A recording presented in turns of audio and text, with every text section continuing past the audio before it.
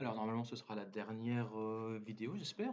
Donc, maintenant qu'on a pushé, voilà, donc je suis donc sur, ma repo, sur GitHub. Alors vous voyez que j'ai pushé il y a 19 minutes, enfin j'ai committé il y a 19 minutes et alors comment est-ce que je vais faire pour déployer ça? Alors déjà, vous voyez un petit message là: «Help people interested in this repository by project by adding a readme».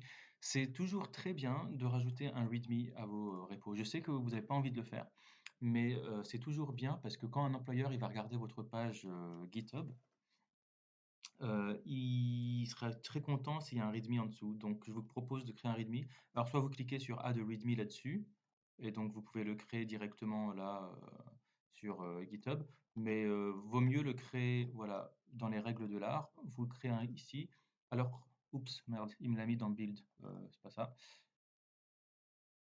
Donc on va créer alors un readme, ça s'écrit readme en tout attaché en majuscule, .md. C'est du markdown. Et après, bon, il y a des règles pour le markdown. Je crois que c'est tirer, tirer, tirer pour faire un titre, un truc comme ça. Euh, je crois que un dièse, c'est pour faire un gros Oh my food. This is the third project of Open Classrooms. Et puis avec un petit lien vers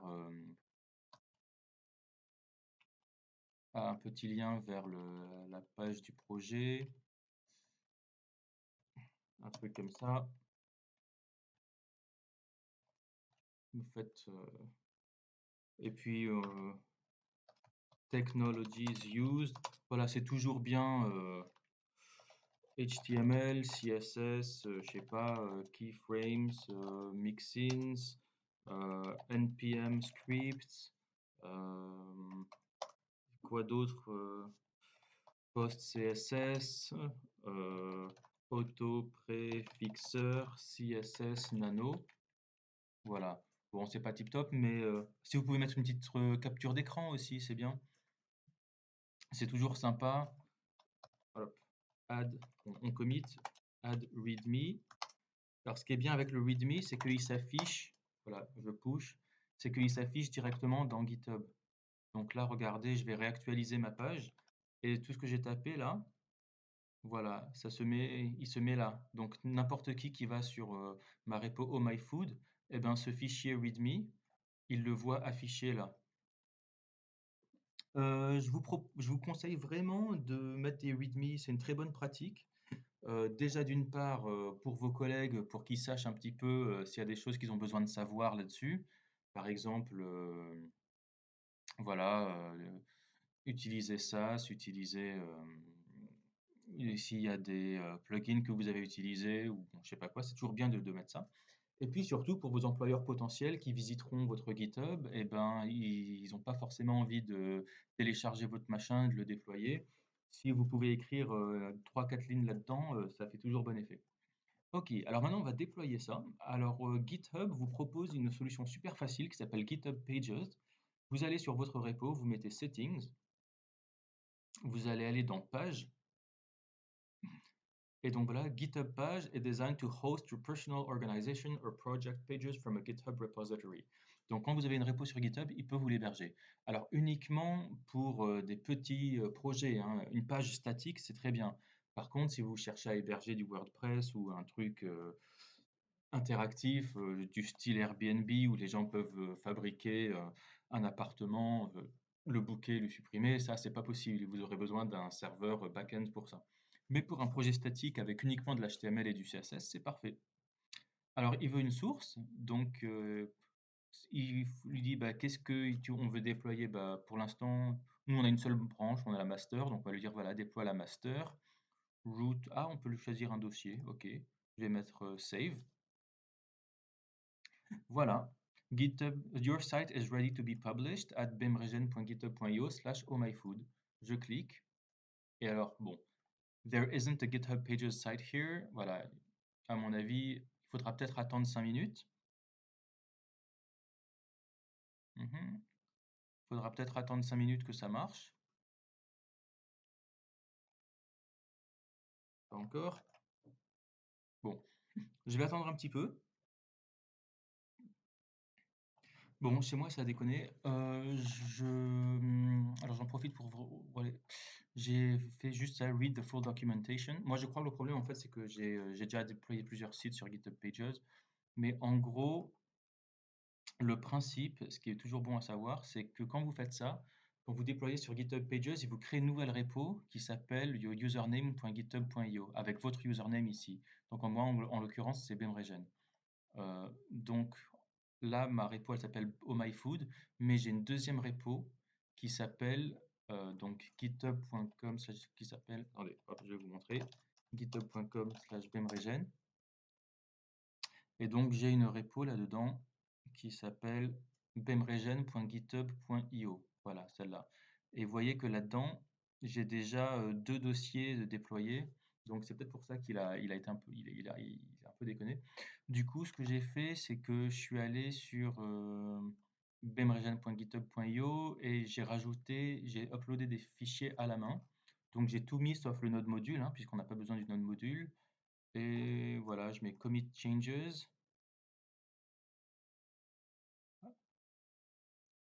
Donc voilà, j'ai mis tout le dossier au MyFood, sauf que j'ai pas mis le point Git qui, vous voyez que là, hop, j'ai pas mis ce point Git, puis lui ne sert que à traquer voilà, les changements, c'est GitHub, et ce node module, j'en ai pas besoin, hein, puisque nous, tout ce dont on a besoin, c'est bah, le build, là, donc c'est ce style.min.css, le index.html, les pages, même le SAS, on n'en a pas besoin.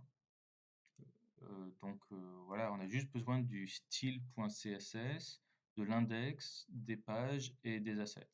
On a besoin que de ces quatre trucs-là. Moi j'ai mis en fait j'ai mis SAS, ah oui, et build si on en a besoin, voilà. Donc ouais, moi j'ai mis le SAS, mais même ça, on n'en avait pas besoin. Ok, donc voilà, j'ai le dossier qui est apparu là. Donc maintenant, si je réactualise, hop,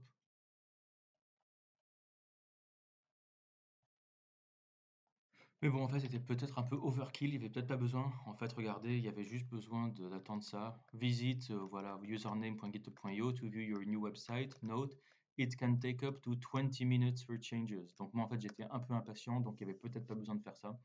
Donc voilà, je vais réessayer dans 10 minutes. Mais normalement, vous faites uniquement ce que je vous ai dit pendant les 2 premières minutes là, de la vidéo et ça suffit. Bon, en fait, voilà, 20 minutes plus tard, on a finalement réussi. J'ai supprimé, j'ai recommencé, et puis voilà, on était bon.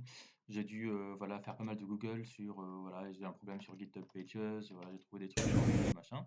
Mais bon, en tout cas, maintenant, ça marche, voilà. Si vous allez sur Bemregen, github.io/ohmyfood, ça marche. Alors, j'ai juste un petit souci, vous voyez, c'est que j'ai un problème au niveau des images, donc j'ai dû merder un petit truc.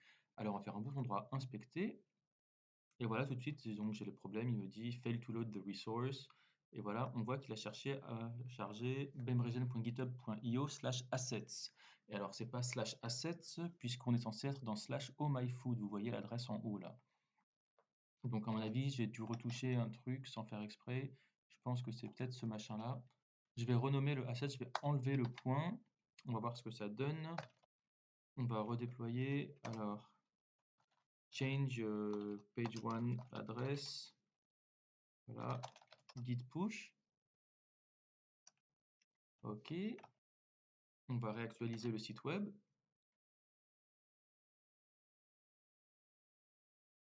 Ok, donc c'est toujours pas ça. Alors peut-être qu'il n'a pas été déployé tout de suite, hein. Hop, on va réactualiser. Ah non, excusez-moi, c'est pas un problème dans le HTML. Non, non, attendez, on va remettre le deux points là, dans le HTML. Vous voyez qu'en fait, c'est un problème là sur le background image. Si je clique dessus là, il n'arrive pas à le charger, on dirait. Euh, donc moi, ce que je voudrais faire, en fait, apparemment, c'est un problème qui est dans le menu.scss. Ok, donc moi dans le menu.scss, on va chercher menu.scss, qui avait écrit ligne 43. Voilà, donc c'est là. Alors peut-être que là, en fait, on est remonté de un niveau trop haut. Donc je vais changer ça. Voilà. Je vais chercher fix menu image address. Voilà. On va faire un petit git push. On va réactualiser la page.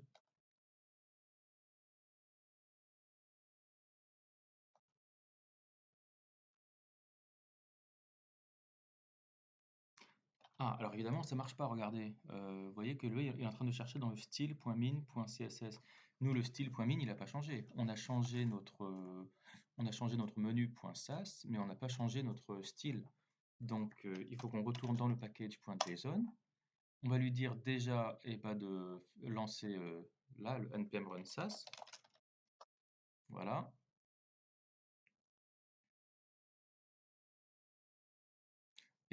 Donc maintenant, il nous aura voilà. Donc maintenant, le style.css, il est bon.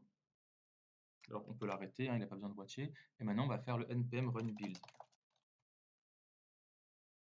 Voilà.